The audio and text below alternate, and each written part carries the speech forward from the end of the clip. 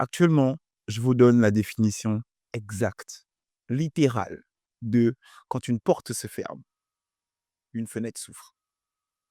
Générique. Oh, Wanda! Bonjour à tous, j'espère que vous allez bien. Bienvenue dans quelques minutes pour Wanda, une émission où on partage des réflexions. On partage des réflexions en posant un like, on partage des réflexions en commentant et on partage des réflexions en partageant la vidéo aussi. Ça peut être très intéressant. Et aujourd'hui, on va prendre quelques minutes pour Wanda sur le bonheur, ou plutôt la quête du bonheur. Le bonheur n'est pas dans trop de bière, non. C'est pas quand tu saoules comme un fou que tu es heureux, non. Et quand on veut savoir c'est quoi le bonheur, on se rend compte que, en fait, le bonheur, chacun le définit comme il veut. Le bonheur, c'est une flamme que chacun définit comme il veut. Ouais. C'est une lumière que chacun définit comme il veut. Ouais. C'est vrai que quand j'ai réfléchi à ça, je me suis rendu compte que c'était pas très clair et qu'il fallait que je vous l'explique. Et maintenant, pour vous l'expliquer, c'est très simple. Le bonheur se définit. Il faut définir c'est quoi ton bonheur. Quand tu veux avancer dans cette vie, il faut que tu définisses c'est quoi ton bonheur. Et si tu le définis comme étant un bien matériel, Petit, ça c'est toi qui vois. si tu le définis comme étant avoir une femme, Femme claire. Femme claire. Mon frère, femme, m'appelle de femme claire. si tu le définis par les aspects extérieurs à toi, bonne chance. Parce que de façon générale, si le bonheur ne peut pas se définir par les choses extérieures, mais par les choses intérieures. Et il ne se définit pas sur une longue période, il ne se vit pas sur une très longue période, mais il se vit de façon ponctuelle. Et je vais vous expliquer un peu pourquoi je le dis et comment j'ai pu mener cette réflexion. Il y a quelque temps, j'ai regardé un vieux film de Will Smith qui s'appelle « À la recherche du bonheur ». Ce chapitre de ma vie, ce tout petit chapitre, je l'ai appelé le bonheur. Et on se rend compte qu'en fait, dans ce film, la recherche du bonheur passe par plein d'étapes. Observation, résilience, discipline, concentration. Parce que le personnage principal qui est joué par Will Smith, en fait, observe au bout d'un moment que sa vie est dans une zone de confort qui n'est plus tellement intéressante pour lui. Et il voudrait plus. Et au bout d'un moment, je pense que nous tous, on est dans cette position où on veut plus. Mais vouloir plus, c'est déjà dépasser sa zone de confort et rentrer dans une rythmique où on prend un certain comportement pendant un temps. Parce que le bonheur dépend aussi du comportement que vous allez avoir. Il faut une certaine discipline pour le bonheur. Parfois, on va entamer quelque chose pour pouvoir atteindre notre bonheur, mais très souvent, on va se limiter ou on va être gêné par les personnes extérieures, parfois même par les membres de notre famille qui vont nous dire que c'est pas ça qu'il faut faire. Pourtant, toi, à l'intérieur, tu sais. Toi qui me regardes, tu sais que c'est ça qui va t'apporter le bonheur. Ne laisse jamais personne te dire que tu n'es pas capable. Même pas moi. Compris? Compris. Si tu as un rêve, tu dois le protéger. Tu verras que les gens incapables d'y arriver feront tout pour te décourager.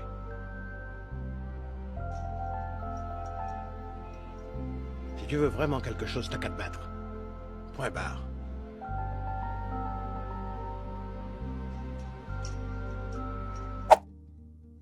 Mais par expérience, tu te rends vite compte qu'en fait, pouvoir réussir à atteindre ce qu'on définit comme étant notre bonheur, les actions qu'on va faire, à mettre en place pour pouvoir atteindre notre bonheur, ben, ça prend vraiment du temps avant que ça s'incorpore à toi. C'est pour ça qu'on parle de comportement.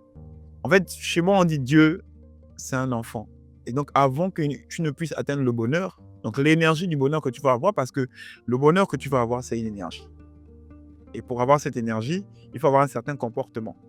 Donc, il faut porter quelque chose. Donc, il faut être comme un pot. Et Dieu, c'est un gars. Bon, c'est pas un gars. Chez moi, on dit Dieu, c'est un enfant. Il te prend comme un argile, il te malaxe. Tu vois, non, il te fait en forme de pot. Et puis, il y a les pots qui ont des trous. Il y a des pots qui sont bien dessinés. Il y a plein de pots. Chacun a un pot différent.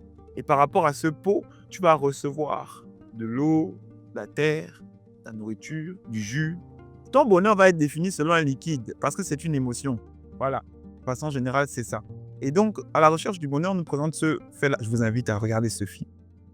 À la recherche du bonheur. C'est très instructif. Donc, à la recherche du bonheur, ça nous amène à pouvoir comprendre ça que le bonheur, il faut définir c'est quoi son bonheur, donc se donner un objectif auparavant.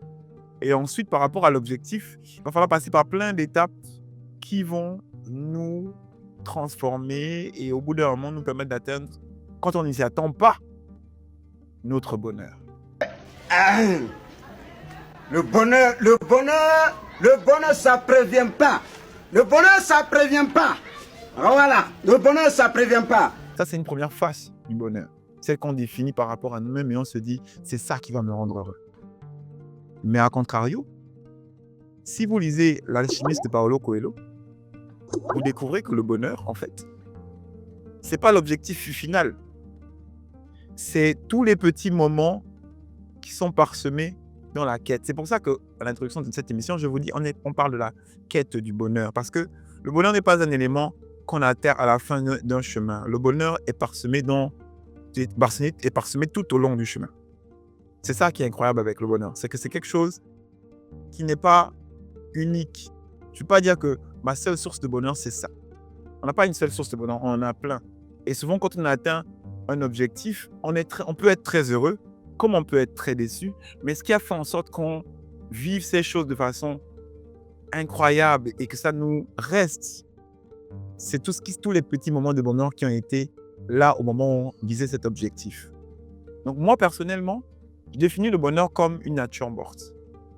C'est-à-dire que tu as des plantes séchées chez toi, ce que certaines personnes appellent des pots pourris, des plantes séchées chez toi, c'est ça le bonheur pour moi.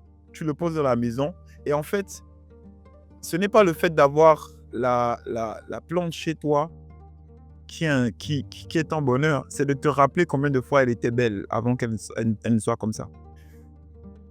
Et donc le bonheur, ça vient surtout par rapport aux souvenirs. Les souvenirs qu'on a par rapport aux instants qu'on a passés avec certaines personnes, par rapport aux actions qu'on a pu mener, c'est ça notre source de bonheur. On peut trouver le bonheur même dans les moments les plus sombres.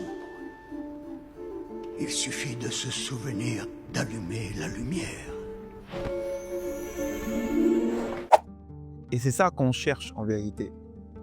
Parfois, on va se définir que le bonheur va être le fait d'avoir une voiture, une femme, de réussir telle chose, que je serai heureux après telle chose. Non, tu vivras plein de sources de bonheur si tu décides d'aller vers cet objectif.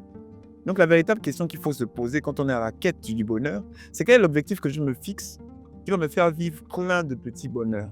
C'est le cumulé de bonheur qui fait le bonheur. Et dans ça, il y a des gens qui me diront oui, mais quand tu rentres dans une quête pour obtenir un objectif, il y a plein de portes qui se ferment, il y a plein de choses compliquées qui viennent autour, et etc., etc., etc. C'est pour ça que littéralement, depuis le début de cette vidéo, je vous dis, quand une porte se ferme, il y a une fenêtre qui s'ouvre. C'est pour ça que je suis là. C'était pour vous montrer ça. Tu vois, là, il y a la fenêtre, il y a le soleil, il y a tout, c'est nice. Tu vois. Donc, je peux traverser, et c'est ce que je vous invite à tous à faire. Et au bout d'un moment dans votre vie, si vous cherchez le bonheur, dites-vous que, de façon générale, vous allez passer de fenêtre en fenêtre. Et si la porte est fermée, bon, cassez-la. Puis c'est tout. On se voit là-dessus. Oh, Yewanda!